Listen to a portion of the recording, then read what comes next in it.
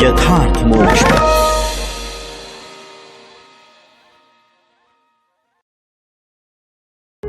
यथार्थ मोक्ष प्रस्तुत कर रहा है अतुल्य संपूर्ण महाभारत। श्री महाभारतम शिशुपाल वध पर्व 45वां अध्याय। श्री कृष्ण के द्वारा शिशुपाल का वध, राजसूय यज्ञ की समाप्ति तथा सभी ब्राह्मणों, राजाओं और श्री कृष्ण का स्वदेश गमन। उस राजसूय यज्ञ में भीष्म, द्रोण और दुर्योधन आदि समस्त कौरव, सारे वृषणी वंशी तथा संपूर्ण पांचाल भी सेवकों की भांति यथा योग्य सभी कार्य अपने हाथों करते थे। महाबाहु जनमेजय, इस प्रकार बुद्धिमान युधिष्ठिर का वह यज्ञ चंद्रमा के राजसूय यज्ञ की भांति शोभा पाता था। धर्मराज युधिष्ठिर उस यज्ञ में हर समय वस्त्र, कंबल, चादर, स्वर्ण पदक, सोने के बर्तन और सब प्रकार के आभूषणों का दान करते रहते थे। वहां राजाओं से जो जो रत्न अथवा उत्तम धन भेंट के रूप में प्राप्त हुए, उन सबको युधिष्ठिर ने ब्राह्मणों की सेवा में समर्पित कर दिया। उन्होंने महात्मा ब्राह्मणों को दक्षिणा के रूप में सहस्त्र कोटि स्वर्ण मुद्राएं प्रदान की। उन्होंने संसार में वह कार्य किया जिसे दूसरा कोई राजा नहीं कर सकेगा।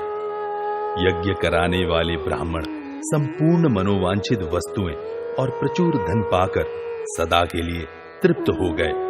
फिर राजा युधिष्ठिर ने व्यास, धौम्य, महामती नारद, सुमंतु, जैमिनी, पैल, वैशंपायन, याज्ञवल्क्य, कठ तथा महातेजस्वी कलाप, इन सब श्रेष्ठ ब्राह्मणों का पूर्ण मनोयोग के साथ सत्कार एवं पूजन किया।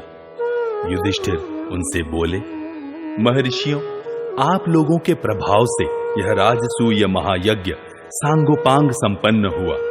भगवान श्री कृष्ण के प्रताप से मेरा सारा मनोरथ पूर्ण हो गया।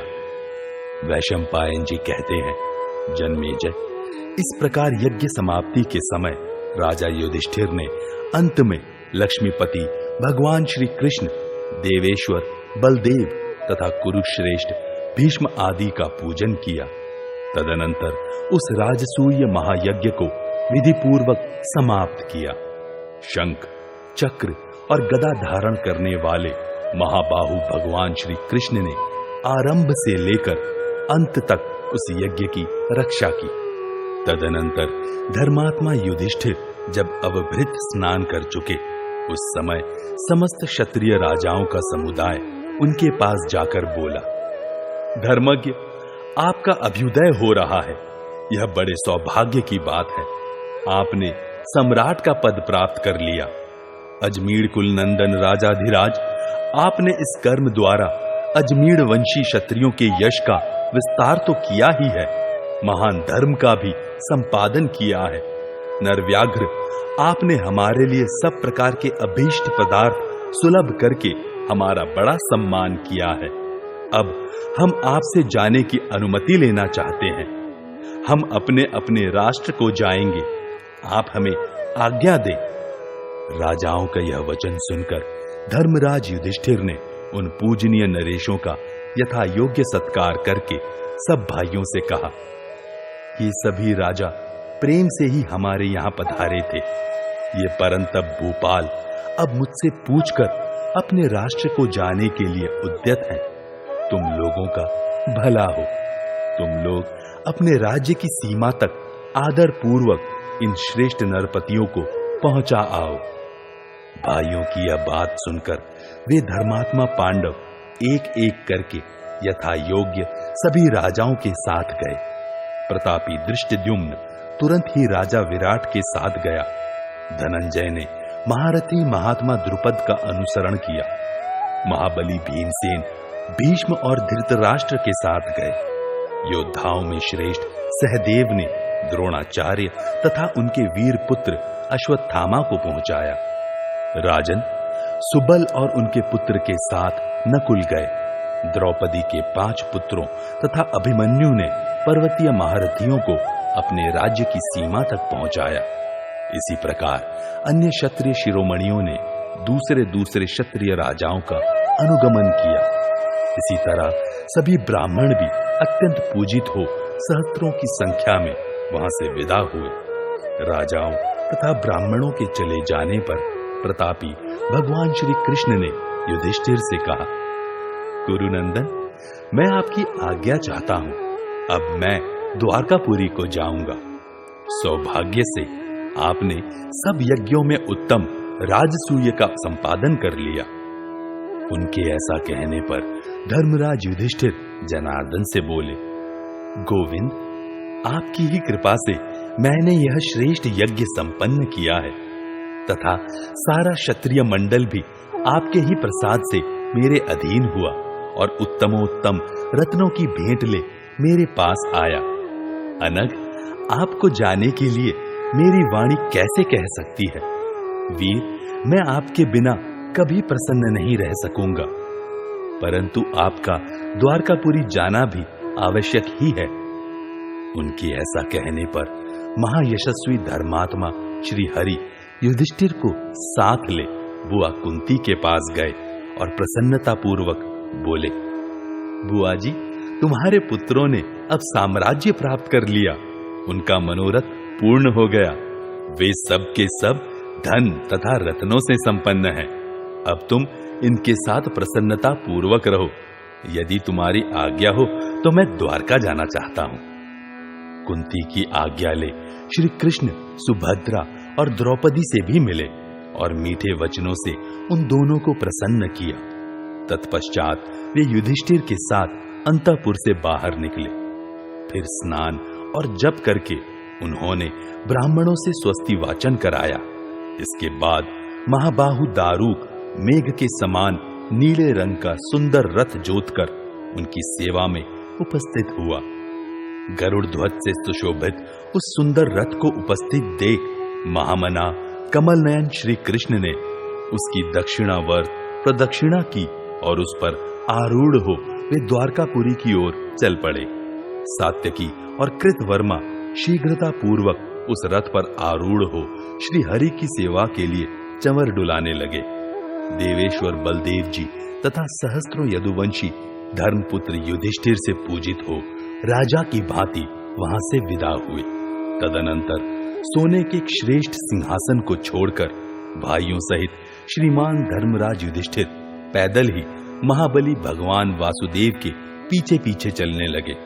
तब कमल लोचन भगवान श्री हरि ने 2 घड़ी तक अपने श्रेष्ठ रथ को रोककर कुंती कुमार युधिष्ठिर से कहा, राजन, आप सदा सावधान रहकर प्रजाजनों के पालन में लगे रहें। जैसे सब प्राणी मेघ को, पक्षी महान वृक्ष को और संपूर्ण देवता इंद्र को अपने जीवन का आधार मानकर उनका आश्रय लेते हैं, उसी प्रकार सभी बंधु बांधव जीवन निर्वाह के लिए आपका आश्रय ले। श्री कृष्ण और युधिष्ठिर आपस में इस प्रकार बातें करके एक दूसरे की आज्ञा ले अपने अपने स्थान को चल दिए। राजन, यदुवंश शिरोमणि श्री कृष्ण के द्वारका चले जाने पर भी राजा दुर्योधन तथा सुबल पुत्र शकुनी, ये दोनों नरश्रेष्ठ उस दिव्य सभा भवन में ही रहे। इस प्रकार श्री महाभारत सभा पर्व के अंतर्गत शिशुपाल वध पर्व में शिशुपाल वध विषयक 45वां अध्याय पूरा हुआ। द्यूत पर्व 46वां अध्याय व्यास जी की भविष्यवाणी से युधिष्ठिर की चिंता और समत्वपूर्ण बर्ताव करने की प्रतिज्ञा। वैशंपायन जी कहते हैं, जन्मेजय, यज्ञों में श्रेष्ठ परम दुर्लभ राजसूय यज्ञ के समाप्त हो जाने पर शिष्यों से घिरे हुए भगवान व्यास राजा युधिष्ठिर के पास आए। उन्हें देखकर भाइयों से घिरे हुए राजा युधिष्ठिर तुरंत आसन से उठकर खड़े हो गए और आसन एवं पाद्य आदि समर्पण करके उन्होंने पितामह व्यास जी का यथावत पूजन किया। तत्पश्चात सुवर्णमय उत्तम आसन पर बैठकर भगवान व्यास ने धर्मराज युधिष्ठिर से कहा, बैठ जाओ। भाइयों से घिरे हुए राजा युधिष्ठिर के बैठ जाने पर बातचीत में कुशल भगवान व्यास ने उनसे कहा, कुंती नंदन, बड़े आनंद की बात है कि तुम परम दुर्लभ सम्राट का पद पाकर सदा उन्नतिशील हो रहे हो। कुरुकुल का भार वहन करने वाले नरेश, तुमने समस्त कुरुवंशियों को समृद्धशाली बना दिया। राजन, अब मैं जाऊंगा, इसके लिए तुम्हारी अनुमति चाहता हूं। तुमने मेरा अच्छी तरह सम्मान किया। महात्मा कृष्ण द्वैपायन व्यास के ऐसा कहने पर धर्मराज युधिष्ठिर ने उन पितामह के दोनों चरणों को पकड़कर प्रणाम किया और कहा, युधिष्ठिर बोले, नरश्रेष्ठ, मेरे मन में एक भारी संशय उत्पन्न हो गया है।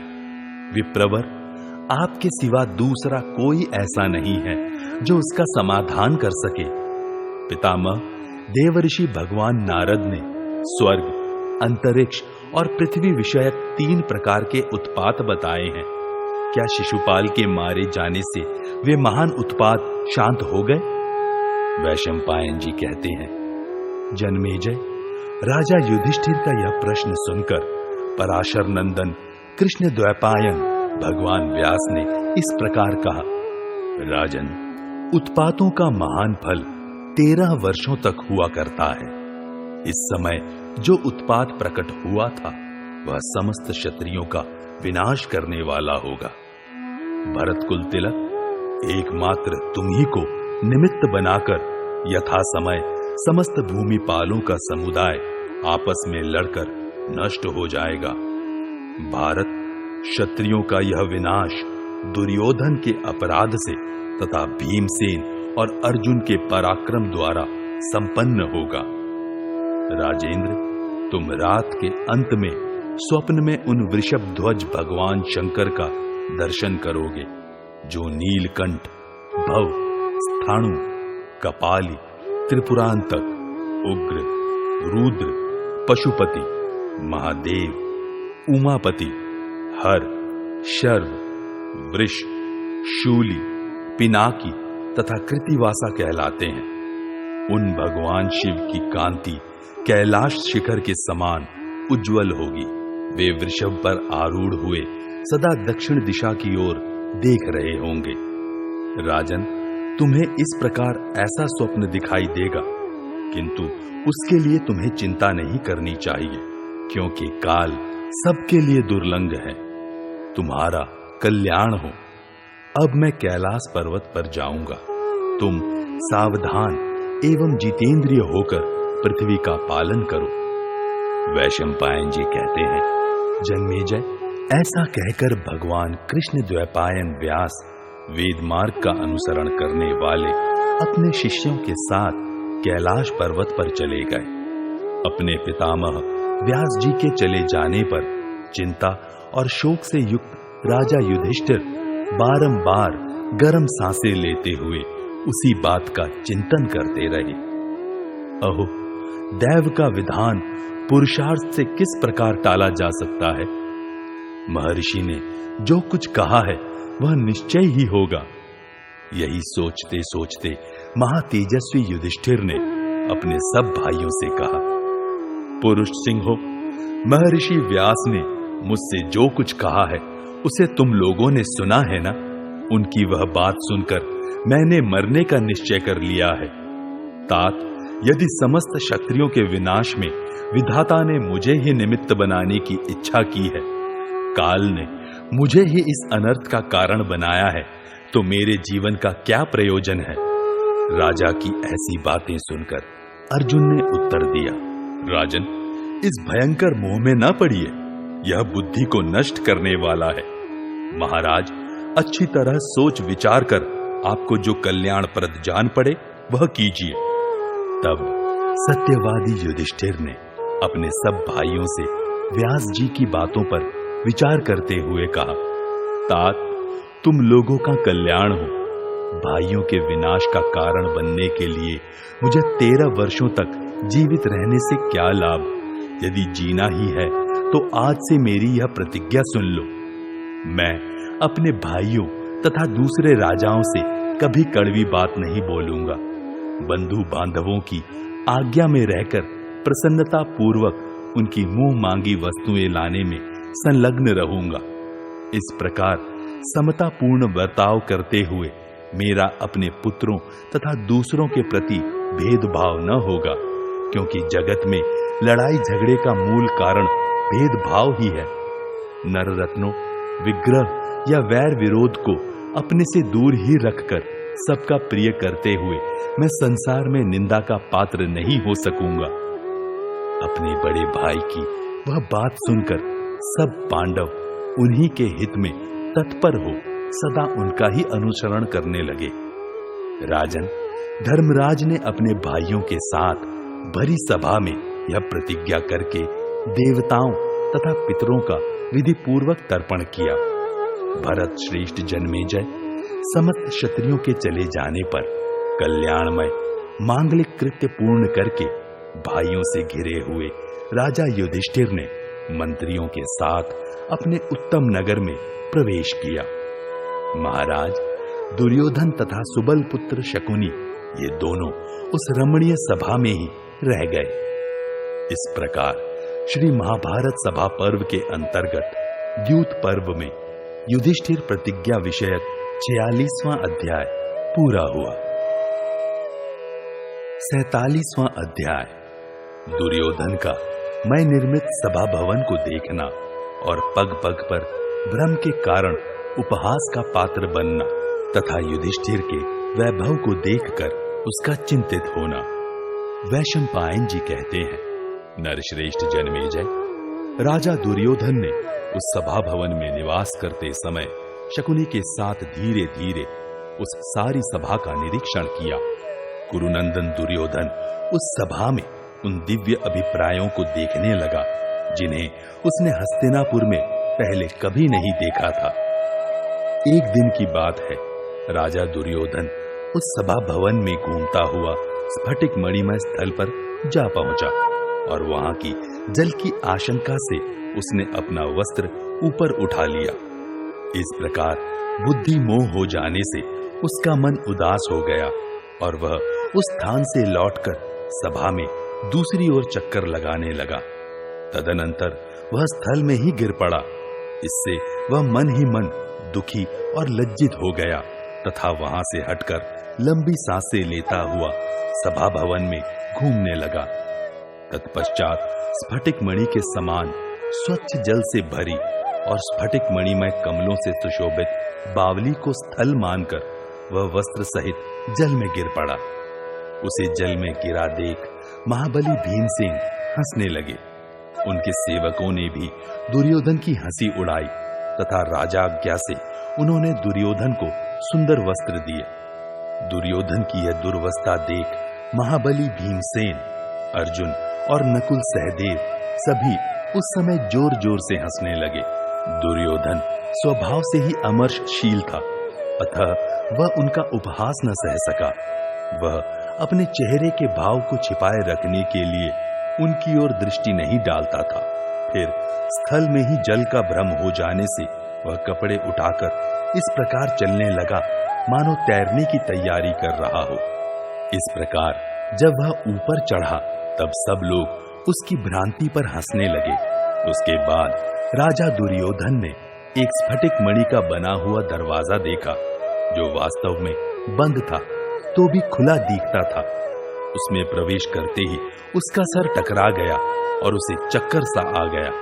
ठीक उसी तरह का एक दूसरा दरवाजा मिला जिसमें स्फटिक मणि के बड़े बड़े किवाड़ लगे थे। यद्यपि वह खुला था तो भी दुर्योधन ने उसे बंद समझकर उस पर दोनों हाथों से धक्का देना चाहा, किंतु धक्के से वह स्वयं द्वार के बाहर निकलकर गिर पड़ा। आगे जाने पर उसे एक बहुत बड़ा फाटक और मिला, परंतु कहीं पिछले दरवाजों की भांति यहाँ भी कोई अप्रिय घटना न घटित हो, इस भय से वह उस दरवाजे के इधर से ही लौट आया। राजन, इस प्रकार बार बार धोखा खाकर राजा दुर्योधन राजसूय महायज्ञ में पांडवों के पास आई हुई अद्भुत समृद्धि पर दृष्टि डालकर पांडुनंदन युधिष्ठिर की आज्ञा ले अप्रसन्न मन से हस्तिनापुर को चला गया। पांडवों की राजलक्ष्मी से संतप्त हो उसी का चिंतन करते हुए जाने वाले राजा दुर्योधन के मन में पापपूर्ण विचार का उदय हुआ। कुरुश्रेष्ठ, यह देखकर कि कुंती के पुत्रों का मन प्रसन्न है, भूमंडल के सब नरेश उनके वश में हैं तथा बच्चों से लेकर बूढ़ों तक सारा जगत उनका हितैषी है, इस प्रकार महात्मा पांडवों की महिमा अत्यंत बढ़ी हुई देखकर धृतराष्ट्र पुत्र दुर्योधन का रंग फीका पड़ गया। रास्ते में जाते समय वह नाना प्रकार के विचारों से चिंतातुर था। वह अकेला ही परम बुद्धिमान धर्मराज युधिष्ठिर की अलौकिक सभा तथा अनुपम लक्ष्मी के विषय में सोच रहा था। इस समय धृतराष्ट्र पुत्र दुर्योधन उन्मत्त सा हो रहा था। वह शकुनी के बार बार पूछने पर भी उसे कोई उत्तर नहीं दे रहा था। उसे नाना प्रकार की चिंताओं से युक्त देख शकुनी ने पूछा, दुर्योधन, तुम्हें कहां से यह दुख का कारण प्राप्त हो गया जिससे तुम लंबी लंबी सांसें खींचते चल रहे हो? दुर्योधन ने कहा, मामा जी, मैंने देखा है श्वेत वाहन महात्मा अर्जुन के अस्त्रों के प्रताप से जीती हुई यह सारी पृथ्वी युधिष्ठिर के वश में हो गई है। महातेजस्वी युधिष्ठिर का वह राजसूय यज्ञ उसी प्रकार संपन्न हुआ है जैसे देवताओं में देवराज इंद्र का यज्ञ पूर्ण हुआ था। यह सब देखकर मैं दिन रात ईर्ष्या से भरा ठीक उसी प्रकार जलता रहता हूं जैसे ग्रीष्म ऋतु में थोड़ा सा जल जल्दी सूख जाता है। और भी देखिए, यदुवंश शिरोमणि श्री कृष्ण ने शिशुपाल को मार गिराया, परंतु वहां कोई भी वीर पुरुष उसका बदला लेने को तैयार नहीं हुआ। पांडव जनित आग से दग्ध होने वाले राजाओं ने वह अपराध क्षमा कर दिया, अन्यथा इतने बड़े अन्याय को कौन सह सकता है। वासुदेव श्री कृष्ण ने जैसा महान अनुचित कर्म किया था वह महामना पांडवों के प्रताप से सफल हो गया। जैसे कर देने वाले व्यापारी वैश्य नाना प्रकार के रत्नों की भेंट लेकर राजा की सेवा में उपस्थित होते हैं, उसी प्रकार सब राजा अनेक प्रकार के उत्तम रत्न लेकर राजा युधिष्ठिर की सेवा में उपस्थित हुए थे। पांडुपुत्र युधिष्ठिर के समीप प्राप्त हुई उस प्रकाशमयी लक्ष्मी को देखकर मैं ईर्ष्यावश चल रहा हूं। यद्यपि मेरी यह दुर्वस्था उचित नहीं है। ऐसा निश्चय करके दुर्योधन चिंता की आग से दग्ध सा होता हुआ पुनः गांधार राज शकुनी से बोला, मैं आग में प्रवेश कर जाऊंगा, विष खा लूंगा अथवा जल में डूब मरूंगा। अब मैं जीवित नहीं रह सकूंगा। संसार में कौन सा ऐसा शक्तिशाली पुरुष होगा जो शत्रुओं की वृद्धि और अपनी हीन दशा होती देखकर भी चुपचाप सहन कर लेगा। मैं इस समय न तो स्त्री हूं, न अस्त्र बल से संपन्न हूं, न पुरुष हूं और न नपुंसक ही हूं, तो भी अपने शत्रुओं के पास आई हुई वैसी उत्कृष्ट संपत्ति को देखकर भी चुपचाप सहन कर रहा हूं। शत्रुओं के पास समस्त भूमंडल का वह साम्राज्य, वैसी धन रत्नों से भरी संपदा और उनका वैसा उत्कृष्ट राजसूय यज्ञ देखकर मेरे जैसा कौन पुरुष चिंतित न होगा। मैं अकेला उस राजलक्ष्मी को हड़प लेने में असमर्थ हूं और अपने पास योग्य सहायक नहीं देखता हूं, इसीलिए मृत्यु का चिंतन करता हूं। कुंती पुत्र युधिष्ठिर के पास उस अक्षय विशुद्ध लक्ष्मी का संचय देख मैं दैव को ही प्रबल मानता हूं। पुरुषार्थ तो निरर्थक जान पड़ता है। सुबल पुत्र, मैंने पहले धर्मराज युधिष्ठिर को नष्ट कर देने का प्रयत्न किया था, किंतु उन सारे संकटों को लांघ करके वे जल में कमल की भांति उत्तरोत्तर बढ़ते गए। इसी से मैं दैव को उत्तम मानता हूं और पुरुषार्थ को निरर्थक, क्योंकि हम धृतराष्ट्र पुत्र हानि उठा रहे हैं और ये कुंती के पुत्र प्रतिदिन उन्नति करते जा रहे हैं। मैं उस राजलक्ष्मी को, उस दिव्य सभा को तथा रक्षकों द्वारा किए गए अपने उपहास को देखकर निरंतर संतप्त हो रहा हूं, मानो आग में जलता हूं। मामा जी, अब मुझे आज्ञा दीजिए, क्योंकि मैं बहुत दुखी हूं और ईर्ष्या की आग में जल रहा हूं। महाराज धृतराष्ट्र को मेरी यह अवस्था सूचित कर दीजिएगा। इस प्रकार श्री महाभारत सभा पर्व के अंतर्गत द्यूत पर्व में दुर्योधन संताप विषयक 47वां अध्याय पूरा हुआ।